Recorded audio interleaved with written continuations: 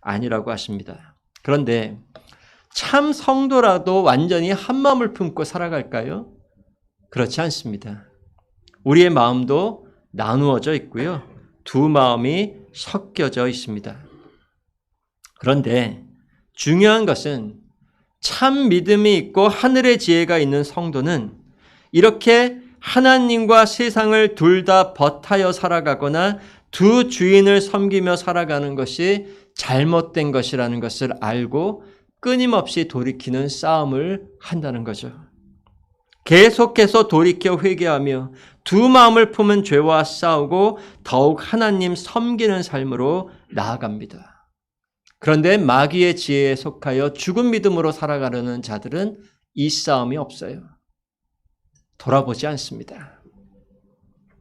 거짓이 없다는 것은 without hypocrisy, 위선적이지 않다는 뜻이죠.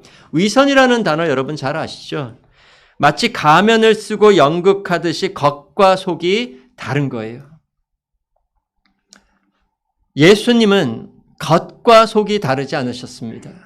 그리고 참 지혜에서 나오는 마음과 말과 행함으로 온전히 한 마음으로 사셨죠. 그래서 예수님께는 편견과 거짓이 없으십니다. 하나님을 향해서도 그러셨고요. 우리를 향해서도 그러하십니다. 참 믿음이 있는 자, 지혜 있는 자도 이와 같다고 말씀하세요. 아직은 완전하지 않을지라도 천국에서는 이렇게 두 마음으로 나눠지거나 겉과 속이 다른 모습이 아니라 예수님처럼 우리의 모든 것이 하나 된 참 지혜의 삶을 살아갈 거예요. 마음을 다하고 뜻을 다하고 정성을 다하여 온전히 하나님을 사랑하고 형제들을 사랑하며 살아갈 것입니다. 그러나 이 땅에서도 우리는 편견과 거짓과 싸우며 편견과 거짓이 없는 성품으로 하나님과 형제들과 사랑의 교제를 나누어야 해요. 그래야 하나됨이 지켜집니다. 여러분 생각나세요? 사도행전에 가면 히포크리시, 위선으로 신앙생활을 했던 자의 모습이 나오죠. 아나니아와 사피라. 겉과 속이 달랐어요. 믿음이 없는데 믿음이 있는 것처럼, 하나님께 바치려는 마음이 없는데 하나님께 바친 것처럼, 그러한 위선적인 믿음과 지혜로 교회 안에서 교제를 나누려고 했습니다. 그때 사도 베드로가 성령님의 은혜를 따라 이들이 사단에게 속하여 있다. 그리고 교회의 치리를 받습니다. 성도 여러분, 편견과 거짓은 우리 안에서 물리쳐야 할 죄입니다. 그렇지 않으면 교회는 절대 하나 되어 가지 못해요.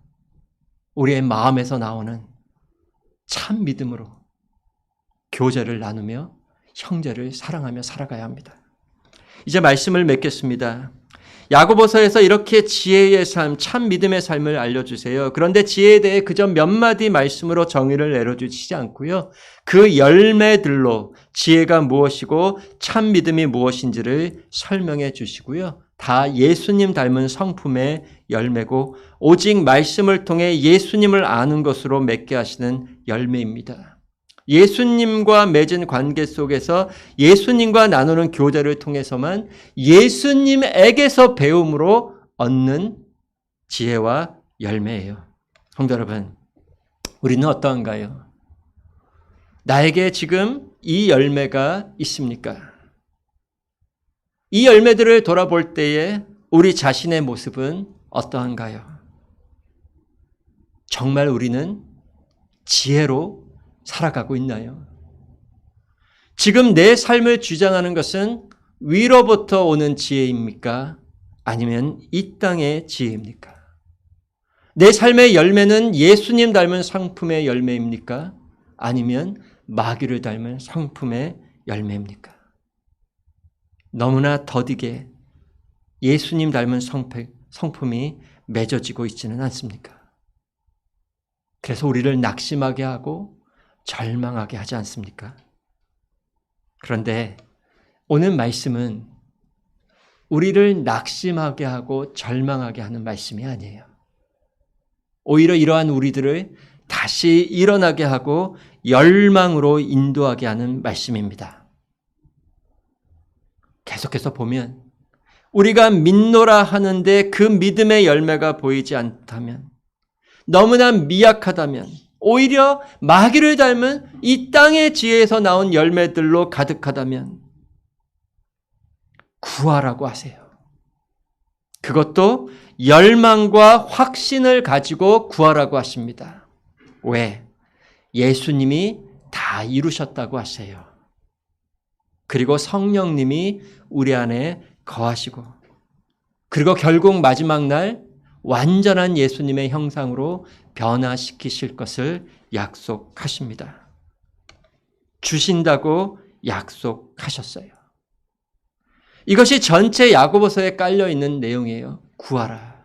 너에게 지혜가 부족하거든 구하라. 후히 주시리라. 하나님이 기뻐하신다는 거죠. 구하며 복음 말씀으로 나와 예수님과 교제 나누라고 하십니다.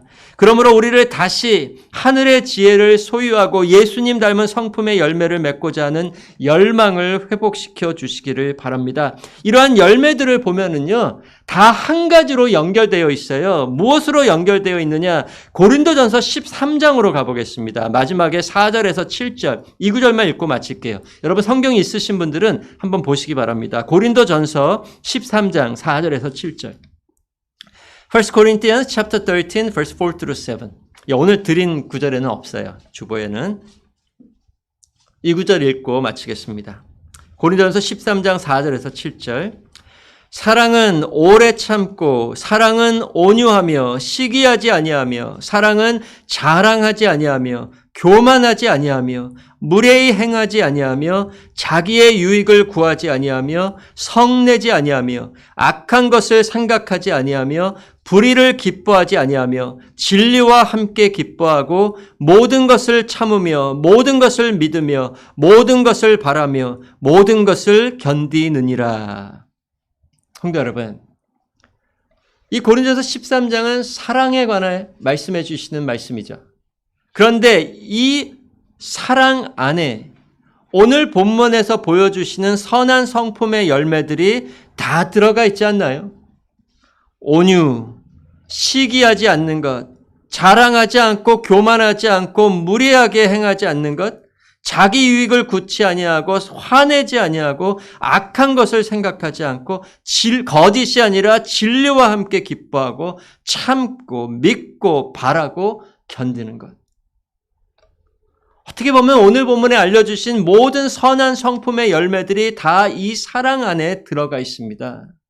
그런데 이 사랑은 어디에서 완전히 드러나 있을까요? 바로 예수님의 십자가입니다. 십자가 사랑의 모습이에요. 그렇다면 우리가 예수님의 십자가 사랑을 더욱 알아갈 때에 그 사랑이 우리로 사랑의 열매를 맺게 하고 오늘 본문에서 알려주시는 선한 성품의 열매를 맺게 한다는 것입니다. 그렇다면 하늘의 지혜를 구하는 삶은 결국은 예수님의 십자가 사랑을 아는 지혜예요. 이것을 구하라는 것입니다. 사도 바울도 기도하기를 에베소서에 가면 예수 그리스도의 십자가에서 나타난 사랑을 더욱 알게 해달라. 그 사랑의 넓이와 높이와 길이와 깊이가 어떠함을 더욱 알게 해달라고 기도하십니다. 하늘의 지혜를 달라는 거예요. 그 하늘의 지혜가 예수님의 십자가 사랑입니다. 이 사랑을 아는 지혜를 구하시기 바랍니다. 십자가 사랑을 더욱 알고자 하는 열망을 품고 구하시기 바랍니다.